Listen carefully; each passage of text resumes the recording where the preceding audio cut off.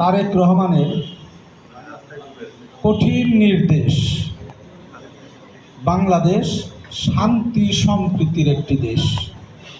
এই দেশে হিন্দু, মুসলমান, বৌদ্ধ, খ্রিস্টান সকল গোত্রের লোক সমান অধিকারে বসবাস করবে এবং তাদের নিজ নিজ ধর্ম পালন করবে। সেই সাথে সকলের সকল প্রকার ব্যবসা বাণিজ্য সুষ্ঠুভাবে পরিচালনা করবে। এর ব্যত্যয় কোনো ক্রমেই ঘটতে পারবে না। তারই ধারাবাহিকতায় আমাদের এই আসনের সাবেক সংসদ সদস্য,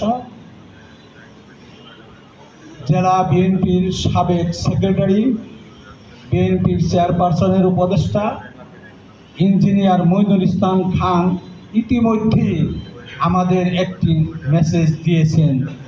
আমরা যারা সিঙ্গার বিএনপি করি, যাতে এই দুর্গা পূজাটা অতীতের ন্যায়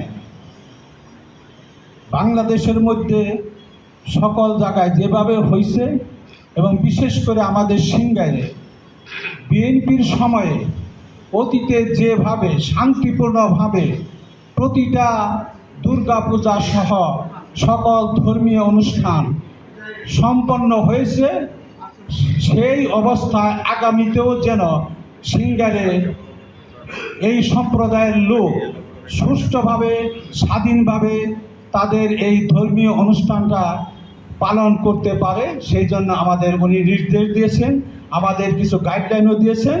আমরা তারই ধারাবাহিকতায় আমরা আমাদের প্রতিটা ইউনিয়নে আমাদের ইউনিট আছে এবং শান্ত মিয়ার নেতৃত্বে আমরা প্রতিটা মণ্ডপ যাতে সুষ্ঠুভাবে পূজা সম্পন্ন করতে পারে আমরা কিছু গাইডলাইন নিয়েছি। তারই ধারাবাহিকতায় আমাদের পক্ষ থেকে, শান্ত মিয়ার পক্ষ থেকে সকল প্রকার সাহায্য সহযোগিতা আমরা করব এবং আপনারা আপনাদের এই দায়িত্ব অনুষ্ঠানটা শেষ করবেন। যদি কোনো সমস্যা হয় আমাদেরকে জানাবেন, আমরা সেই ব্যবস্থা নেব। এই বলি।